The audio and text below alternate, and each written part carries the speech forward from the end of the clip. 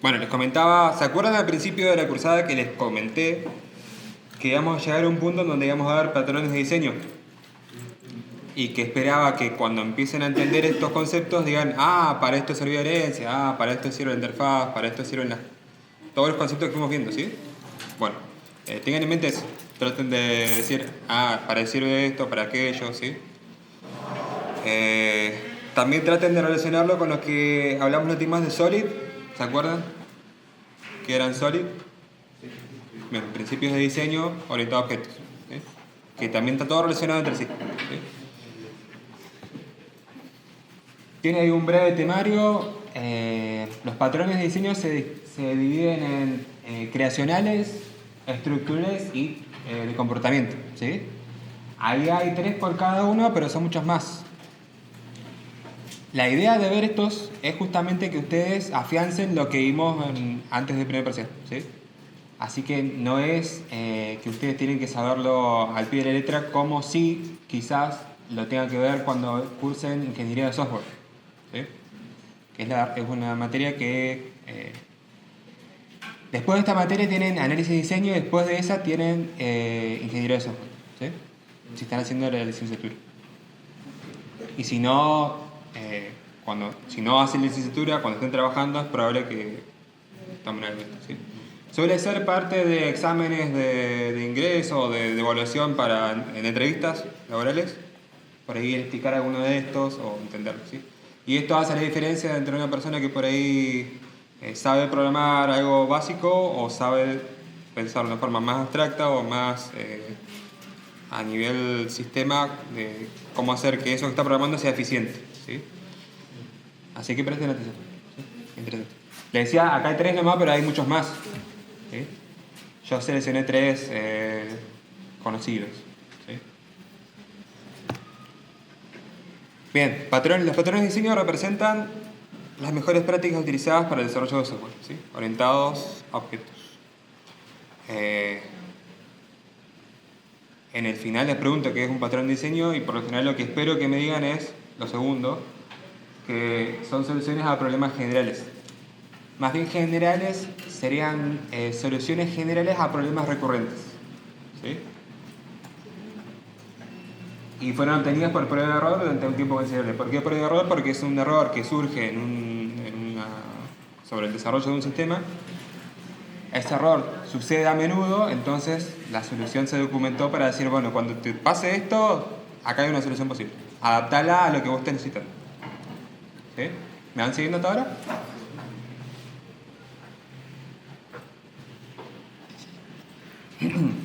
Les puse 2 libros. El primero es el que empezó a hacer esta recapitulación de soluciones y también de los problemas, ¿sí? Cuando estudien esto, tienen que saber ambas cosas, o al menos poder identificar el problema para que después vayan al libro o busquen, básicamente, cuál sería el patrón posible para dar soluciones de problemas, ¿sí? Que sepan identificar el problema, básicamente. Bueno, ellos fueron los que empezaron a hacer esa recapitulación de errores y problemas. Si van a leer ese libro, van a ver que es medio...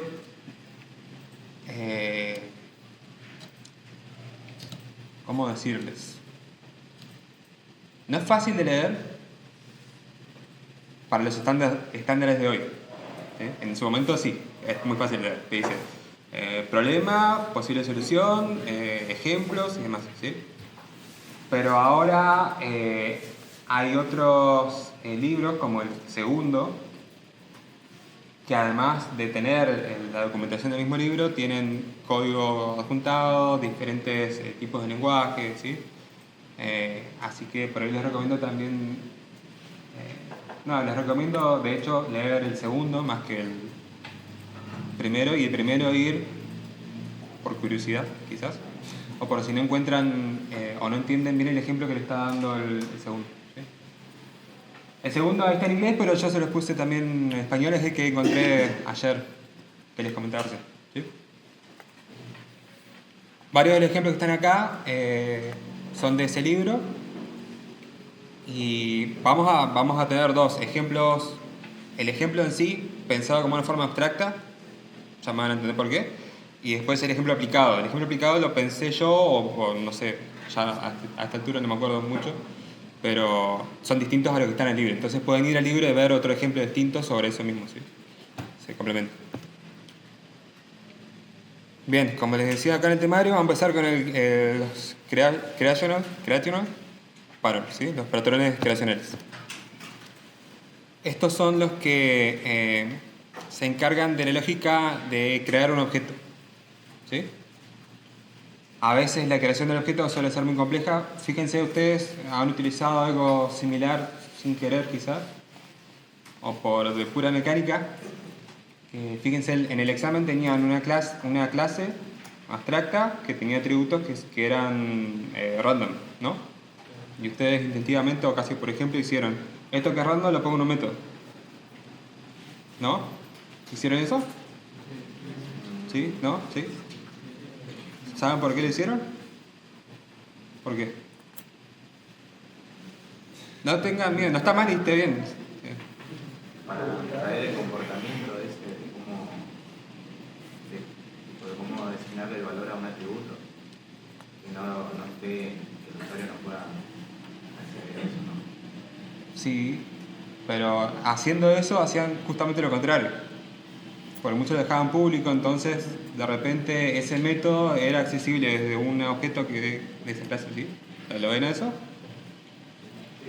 Separar la lógica de la creación del objeto en diferentes métodos estaría bien si tiene algún sentido. Si mal no recuerdo el ejemplo donde lo sacaron ustedes, la idea era reutilizar ese método parametrizando de alguna forma eso y que bajo un contexto esta clase lo reutilice, lo que está en el padre, y este lo reutilice pero con otra forma, ¿sí? Así estaba en el ejemplo inicial, después lo utilizaron en el examen cuando no hacía falta. No descontaba, bueno sí, tiene que descontar puntos, pero tampoco es tan grave, ¿sí? En especial entendiendo de dónde lo estaban sacando, pero entiendan también que no es, lo hicieron así, ahora lo hago así yo. Traten de entender el por qué se hizo así y cuáles son las consecuencias, y a veces es válido y a veces no. ¿Sí? Bueno, espero que lo entiendan. Si no lo entendieron, me lo vuelven a preguntar cuando estemos haciendo consultas. ¿Sí? Bueno.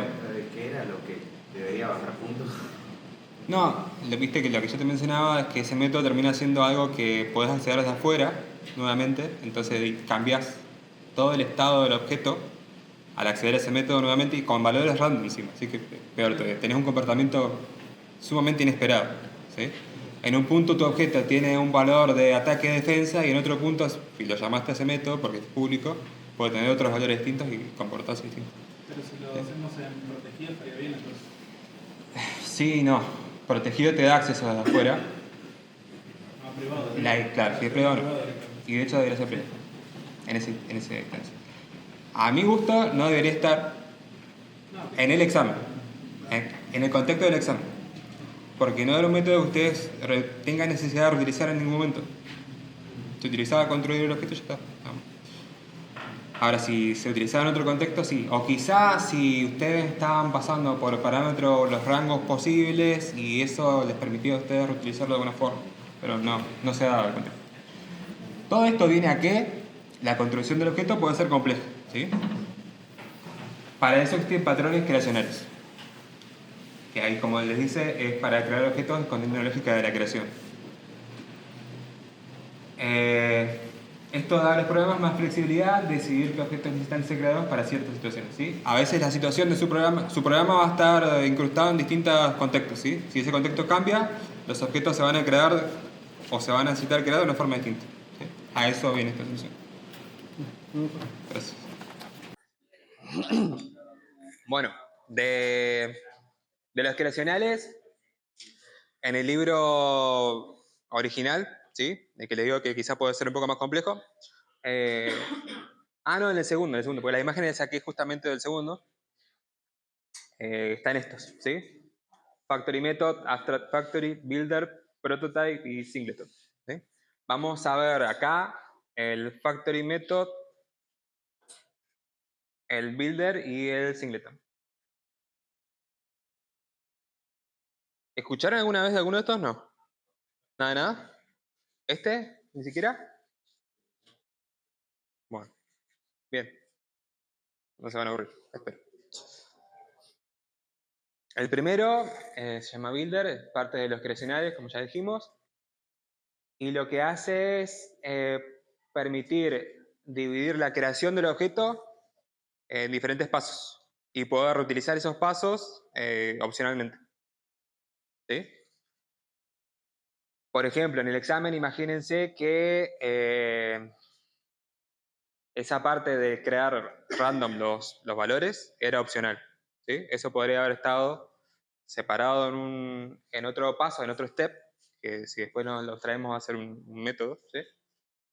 Y podríamos prescindir de ese paso o no, dependiendo el contexto de la situación. ¿Sí?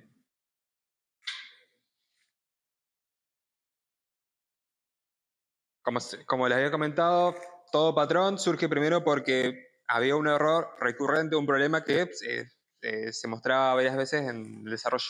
¿Sí? Acá el problema que nos da la bibliografía es ese que está en las casas. ¿Sí? Dice, cuando se tiene un objeto complejo que requiere de muchos pasos para inicializar sus atributos y objetos anidados. ¿Sí? Imagínense un constructor gigante. O complejo al menos. ¿Sí?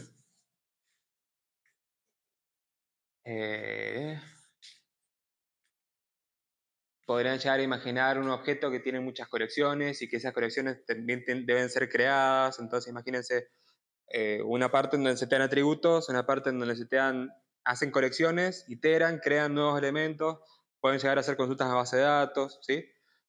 La segunda colección, la tercera colección y pueden tener un constructor bastante grande. A eso se referencia con objetos anidados, ¿sí? Cuando tienen un objeto dentro de un objeto.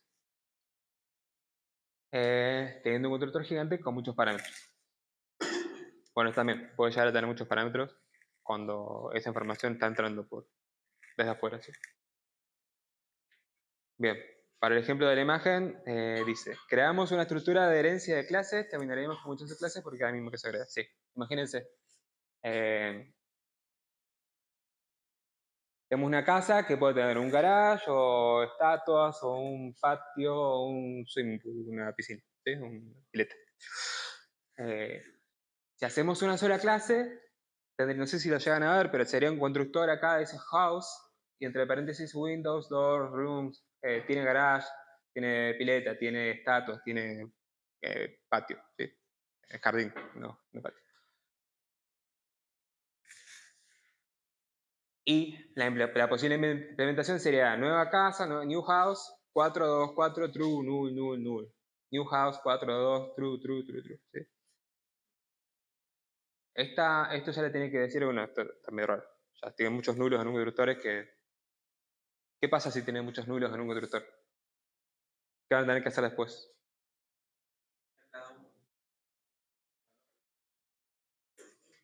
¿Sí? ¿Otra cosa más? Bien, eso no lo había pensado, pero sí, es verdad. ¿Algo más? Si ese null después aparece, ¿qué hacemos?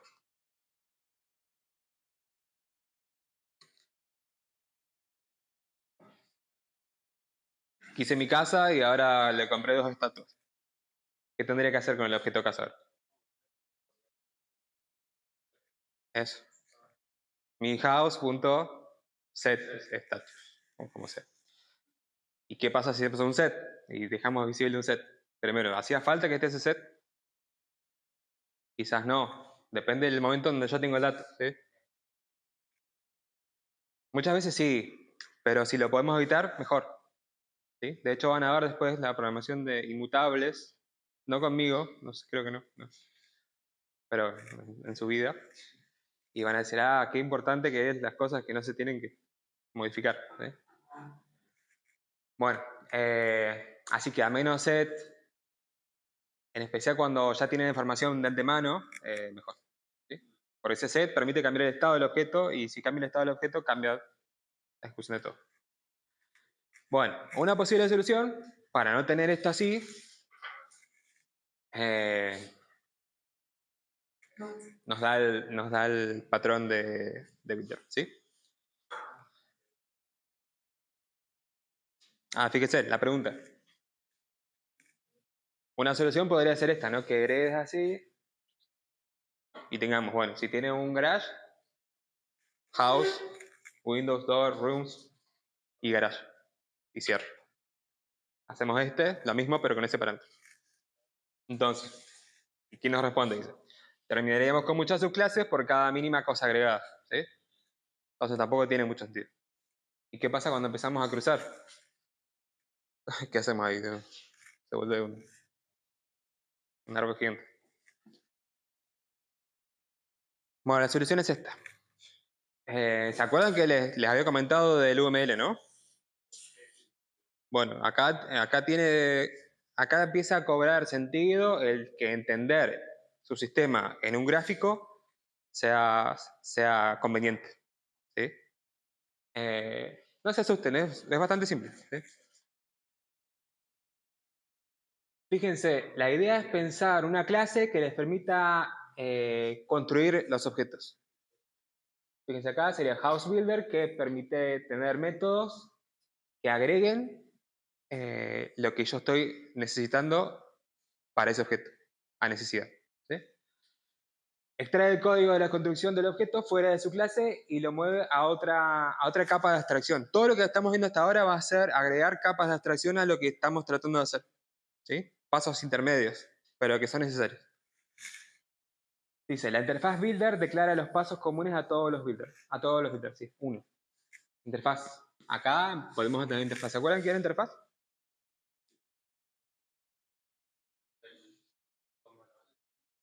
Explica cómo lo hace. Fíjense acá. El builder lo que hace es tener listado un comportamiento necesario para poder construir la clase que está destinada a construir, ¿sí? Un builder. Acá está puesto como genérico. ¿Y qué dice? Bueno, reset, que sería sacar todos los pasos o deshacer los pasos y tener el objeto básico. ¿Sí? Después tiene el build step A, build step B, build step Z. ¿Sí? O sea que separa después en pasos lo que sería un componente, un objeto muy complejo. ¿Sí? Entonces, ¿qué hacíamos con la interfaz después? ¿Qué hace falta para que esto tenga sentido después? Implementarlo. Que una clase lo implemente. Entonces, ahí empezamos a tener los concrete, ese tema acá, ¿sí? Concretos. Para eso vemos el 2. ¿sí? Los concrete builder proveen las implementaciones. Este te dice qué es lo que tiene que hacer y este te dice cómo. ¿Qué? ¿Cómo? Acuérdense de eso. Y fíjense cómo está implementando esta interfaz, que se puede ver como una especie de contrato, de yo me comprometo a hacer estos métodos, a darle cuerpo a estos métodos. Tenemos otra vez repetido el reset, el build step A, B, Z, y bueno, lo propio de esta clase que pasa a ser el get resultado y el producto. ¿Sí? ¿Me van siguiendo? Acuérdense de NuML, cómo era la interpretación de esto. Este es el nombre de la clase, o de la interfaz, en este caso. Estos son los atributos, y estos son los métodos. ¿Sí? Acá en atributo, ¿qué va a tener? Como resultado, el objeto de producir el objeto, ¿no? ¿Sí? Producto 2, concrete builder 2. Producto 1, builder 1. ¿Están siguiendo ahí? ¿Está claro? Bien. Bien. Paso 3, producto. Objeto construido en cuestión. ¿Sí? Producto 1, producto 2. Paso 4, el director. Define el orden del llamado de los pasos. Fíjense, este va a tener un objeto que implementa el builder. ¿Qué significa esto? Builder, builder. Esto es importantísimo, esto es polimorfismo. No sé si el que no lo entendió acá lo tiene que entender. Builder, builder. ¿Este objeto qué puede ser? ¿Un objeto de qué clase?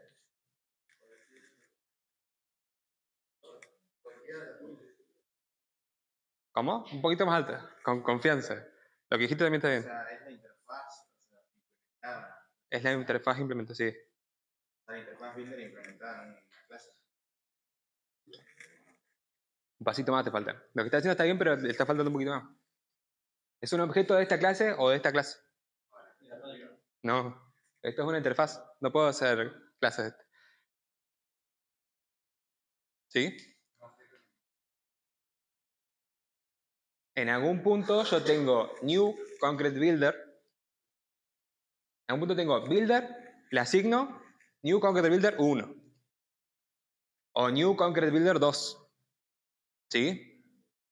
New Builder no puedo. ¿Sí? ¿Y cuál es la gracia? Que es un builder que sabe dar respuesta a todo esto y yo no me importa si es esto o este, yo sé que voy a tener un objeto producto. ¿Lo ven? Lo ven, eso es importantísimo. Esto es programar de forma abstracta. ¿Sí?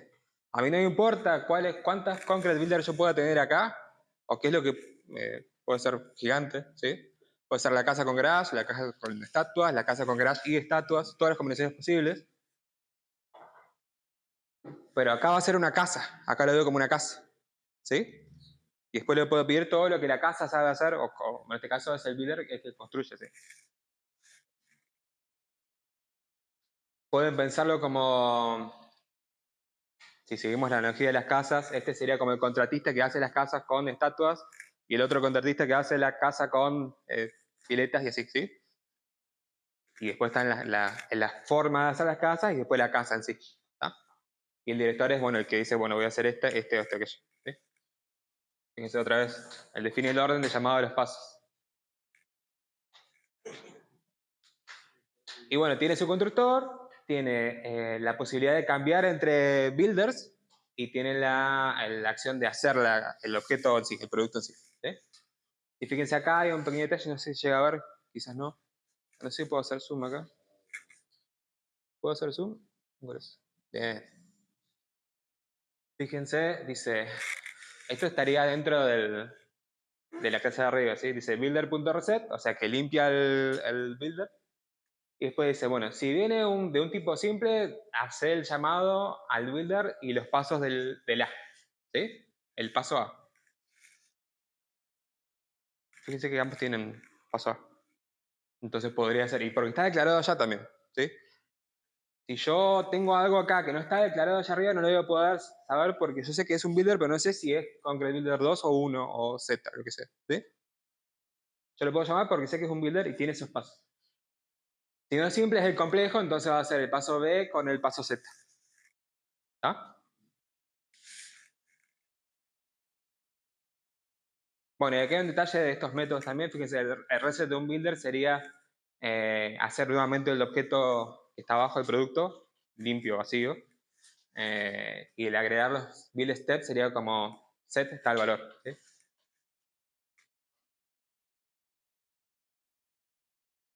¿Se entiende? ¿Me siguieron? O sea que los builders 1, 2, o sea, son todos, tienen los mismos pasos, todos, pero yo cuando los llamo los pasos que quiero que tengas acá. Sí. Pero sí o sí tienen que ser muchas. O sea, un builder, si yo quiero una casa, por ejemplo, que tenga una pileta y otra que tenga garage, van a ser dos casas iguales que tengan lo mismo, pero cuando yo la llame, voy a llamar una solamente para que haga solo para que haga garage. Sí, bueno, tenés que ver acá son evaluar si es necesario o no, porque fíjate que esto, si bien te ahorra tener un constructor así y después otra clase que tenga algo así, pero con uno menos, con uno más, ¿sí? Te está metiendo una lógica que es, como mínimo, no tan simple. No digamos compleja, pero no tan simple de entender, ¿sí? Tenés una capa de abstracción acá, porque vos en realidad lo que estás necesitando es... Ah, este es otro ejemplo.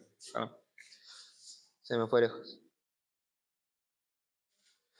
Como mínimo tenés que una capa de abstracción acá. Vos manejás productos, manejás casas, ¿sí? Entonces tenés una capa de abstracción acá, ¿sí? La casa real del mundo real y tu representación en tu programa, ¿sí? Después tenés abstracciones acá, otra acá, y después el manejo de estas abstracciones por parte de tu programa, que está incorporado también, ¿sí?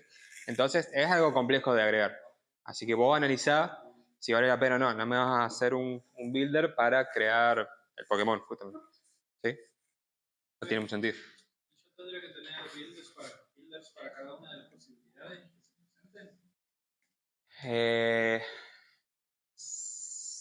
Para variaciones de los posibles pasos, ¿sí?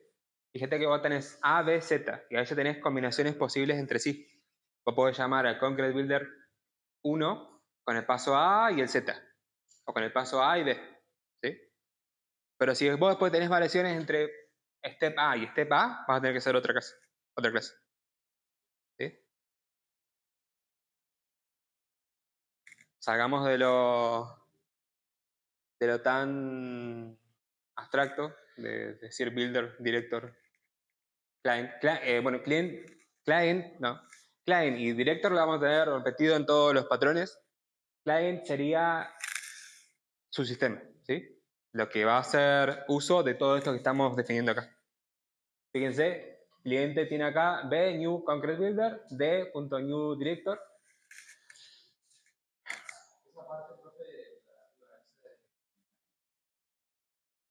No necesariamente. Vos tenés tu sistema que tiene todas sus clases y en algún lado de esas clases vos haces uso de esta atracción porque tuviste que separar este constructor muy complejo, ¿sí? Entonces vos donde originalmente usabas ese constructor, ahora utilizarías esto que está acá, ¿sí? Que dice, bueno, para poder llegar a tener el producto P, ¿sí? Tengo que primero crear un builder concreto, darle a ese director ese builder y pedirle que lo cree, ¿sí? Eso. Y después obtenés el objeto haciendo llamada getResult. Vamos a ver un ejemplo concreto.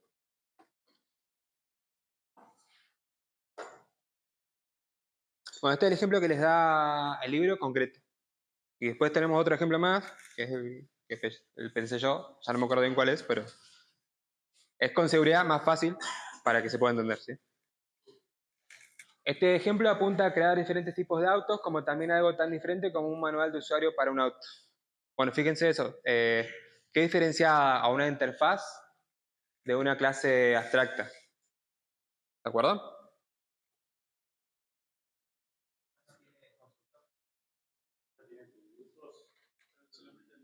Bien, bien. Algo más.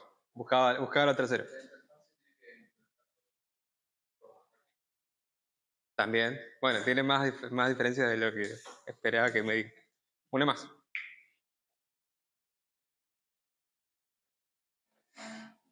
No, ya está. No, la relación que hay entre acá y acá cambia, ¿sí? Acá, auto sabe hacer, exacto. Sabe hacer estos métodos, ¿sí?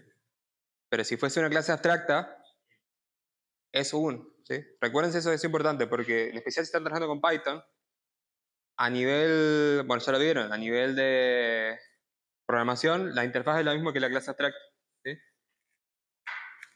Así que tengan en cuenta eso. Bien, es el ejemplo. Fíjense que acá entonces podías hacer tanto el manual como el auto, son cosas muy distintas, y conceptualmente no los permite porque en realidad estamos implementando una interfaz, no estamos implementando una clase abstracta, ¿sí? Hay patrones en donde eso puede ir variando. Puede estar con interfaz o puede estar con una clase abstracta, no cambia mucho, ¿sí? Lo que cambia es ese concepto de sabe hacer o es un, ¿sí? Ténganlo en cuenta eso. Bien, el director controla el orden de la construcción, sabe los pasos a llamar para cada tipo de auto, trabaja usando los builders que comparten una interfaz en común, ¿sí? Entonces, el director controla la creación de estos y comparte una interfaz común que es la builder. Después, el resultado se obtiene desde el builder porque el director no puede saber el objeto resultante. Solo el objeto builder conoce qué es lo que produce, ¿sí? Esto último, ¿lo entienden? Sí. No tanto. ¿Qué devuelve esto? ¿Qué devolvería?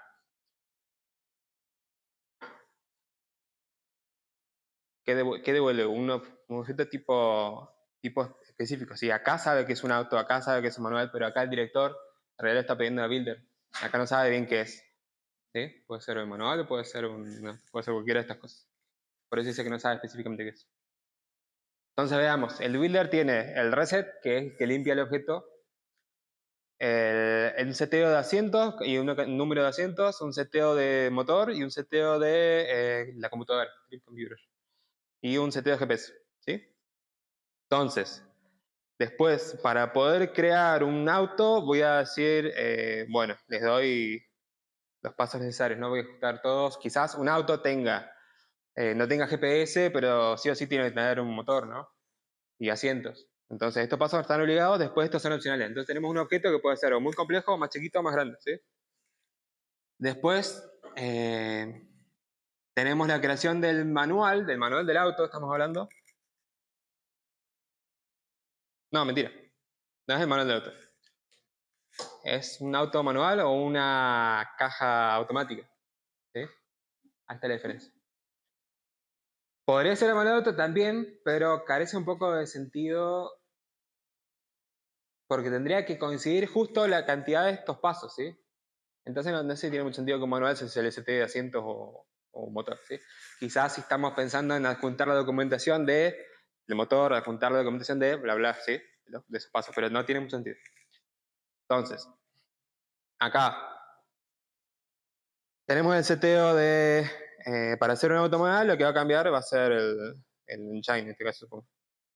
Y lo demás no, ¿sí? Diferencia en un paso. Ahora, si efectivamente estamos hablando de un auto manual y no estamos hablando de manual, ¿qué mejora podría tener esto?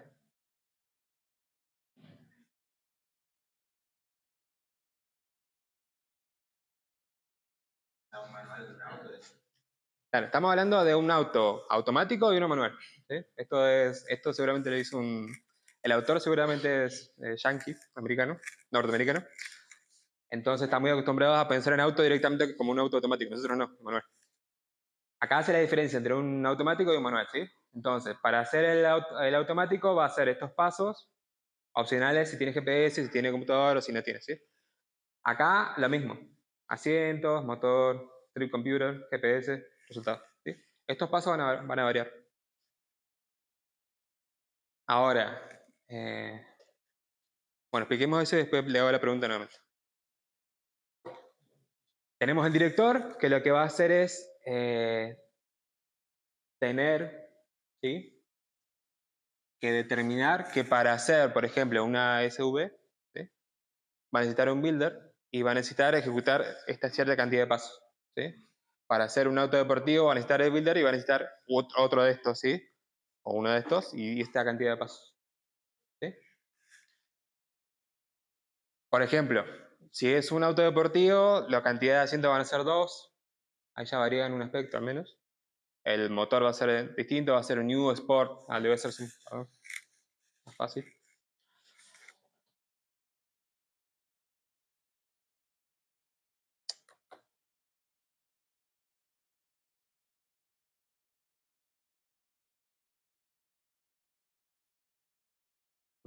Ahí está.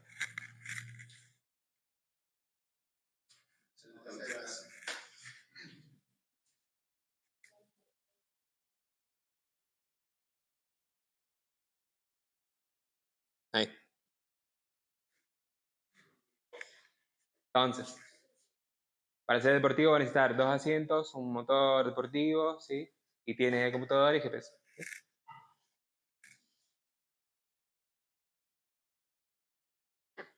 Y bueno, en cuanto a estos métodos, no cambia mucho, ¿sí? Reset, limpia, el result devuelve el objeto que estamos queriendo construir.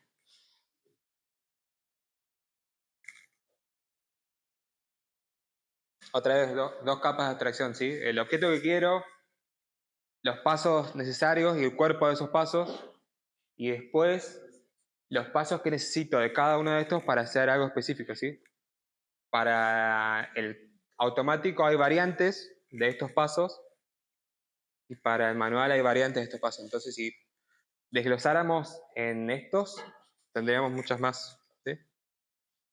El auto deportivo con motor, no sé tanto de motores.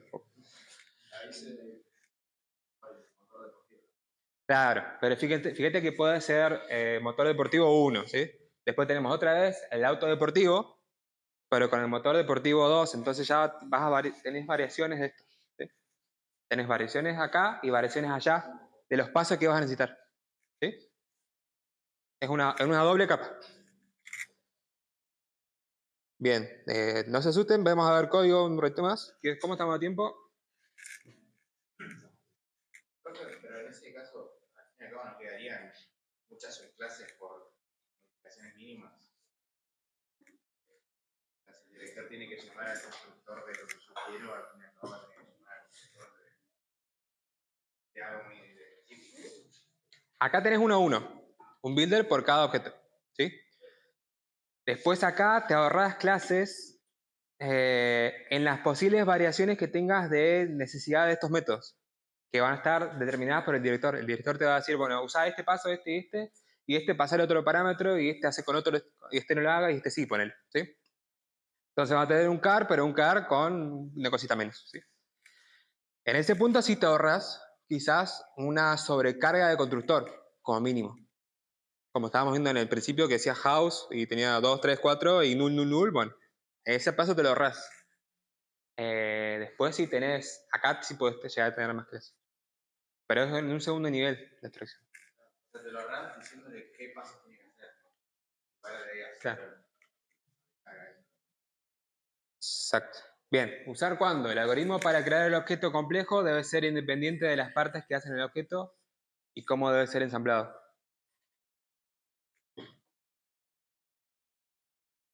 ¿Sí? Cuando esta parte se pueda extraer. ¿Sí? Ven que acá estamos definiendo cómo se crea un automático y un manual, pero acá estamos definiendo cómo se hace una SUV, que son las camionetitas estas que están acá. Están muy populares, y el auto deportivo, ¿sí? Es otra cosa distinta, es otra capa de interfaz. Si puedo extraer esto, usémoslo. Y cuando el proceso de construcción debe permitir diferentes representaciones para el objeto que se está construyendo. Bueno, cuando justamente eso puede variar mucho. En otras palabras. Antes de pasar al que sigue, vemos rápido código. Fíjense acá, tiene una carpeta, son todas en Python, después se los paso a Java. O podría aprovechar y explicar los otros distintos en Java. No estaría mal. Pero fíjense que la idea es que ustedes lo puedan entender desde el diagrama y a simple vista, ¿no? ¿Sí? La parte de códigos para cuando tenga que aplicarlo, digo, bueno, esta clase va a ser esta, y lo van traduciendo. Todos los ejemplos tienen builder, por ejemplo, o el nombre del patrón, y después un builder aplicado. Builder, fíjense. Qué feo que se ve. Bueno. ¿Se llega a ver eso o no? Bueno. ¿Alguien dijo que no? Ahí un poco. Bueno. ¿Han usado annotations? Annotations. ¿Lo han usado pero sin querer? Quizás esto se lo autogeneró alguna vez. Flechita y que vuelve. Bueno. Si vieron los códigos que fuimos viendo hasta ahora, Java es más descriptivo y te dice, bueno, entra un método de tal tipo y devuelve un objeto de tal tipo, por ejemplo, ¿no? Bueno, el annotation les permite hacer esa verbosidad, se puede llegar a decir, de código. ¿Sí? Es más descriptivo, más legible. A algunos no les gusta, a algunos sí, entonces es opcional en Python. Si le quieren usar, tienen que usar ese annotation. Entonces, builder. Builder es una interfaz. Estamos en Python, entonces va a ser una clase abstracta con métodos abstractos. ¿Sí? ¿De acuerdo? Entonces, el builder tiene un método que va a tener que llama producto, después produce parte A, produce parte B, produce parte C, ¿sí? Como en el ejemplo era asientos, motor, GPS, computador. Y después tenemos un concrete builder, que lo que va a hacer es implementar esa interfaz, en este caso, como estamos en Python, heredando, ¿sí? Y lo que va a tener es el método reset, que lo que va a hacer es devolver un producto que debe estar definido abajo, ¿sí? Limpio. Después, un getter, que lo que hace es devolver el producto, ¿sí?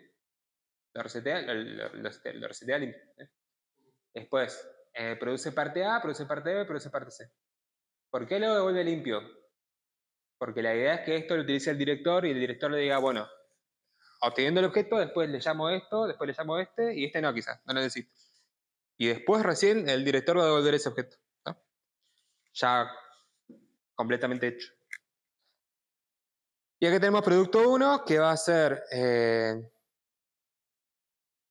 su constructor, y adentro tiene partes. Fíjense que acá cada paso del builder lo que hace es agregar a esa lista un string, ¿sí? Parte A1, parte B1, parte C1. ¿Sí? Entonces el producto 1 va a tener una colección de partes que va a ser una colección de strings, de esta de acá, que va a permitir agregar y listar partes, ¿sí? Como para decir por qué está compuesto. Luego, el director, como es un objeto, tiene un constructor, después tiene un getter del builder actual que tiene seteado,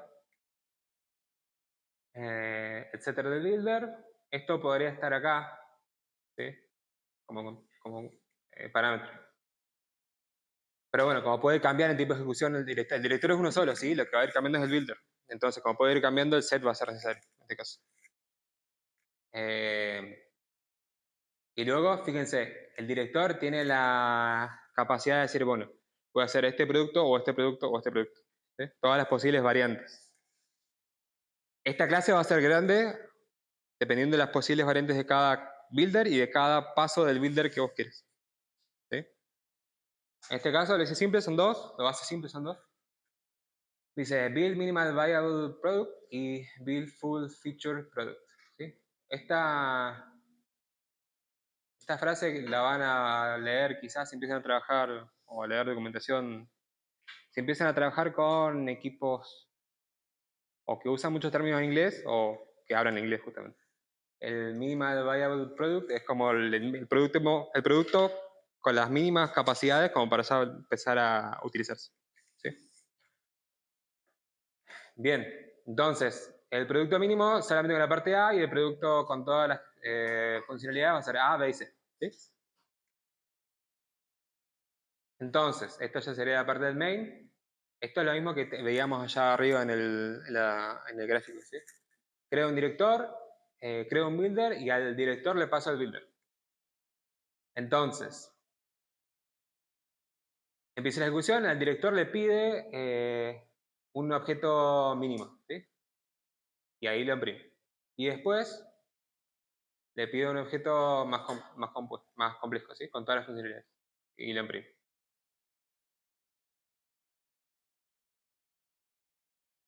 Este ejemplo es el que está en el libro, y que está en la documentación. Fíjense en la bibliografía, va a decir el nombre del libro, va a ser un RAR, no va a ser un PDF, porque tiene además juntada todos los códigos posibles, de esto como de los demás también. Hay una página igual, se llama Guru algo, después se los digo. O lo van a encontrar seguramente. Que es la documentación de ese mismo libro, pero web. ¿Sí? Refactoring Guru se llama. Está muy bueno. Si no me entienden a mí, vayan ahí, léanlo con paciencia y lo van a entender. Bueno, si esto lo ejecutamos, debería ser la sprint de todos esos constructores posibles. ¿Eh? Recuérdense, primero lo que hacía es el mínimo producto mínimo viable. Entonces, lista el standard basic product con solamente parte A. Y después el full con parte A, B y C. ¿Sí? Y después uno custom, que lo que hace es ejecutar, esta última parte de acá, ¿sí? Llama directamente builder.producto con A, producto con B y después lista las partes, ¿sí? No tan lindo, pero quizás necesario si ese producto que estoy tratando de generar necesita de combinaciones de pasos que no son comunes. ¿Sí? Te ahorras hacer un método en el builder, en el director, pero en contraparte le estás permitiendo acceder a los pasos, que no son tan buenos. ¿Sí? Recuerden, como les había explicado en Solid, siempre es una balanza, ¿sí? entre la buena práctica y lo que necesito que funcione. ¿Sí? No es siempre 100% realizable lo de buena práctica. En especial, por ejemplo, cuando hablamos de acoplamiento y cohesión. ¿Sí? ¿Acuerdan? Acoplamiento era esto de un objeto, punto, un atributo adentro, que también es un objeto, punto, ¿sí? Esta concatenación de llamadas a métodos. Bueno, si hay muchos de esos, sus clases están acopladas, están muy vinculadas entre sí, se necesitan demasiado. A más separadas estén, mejor.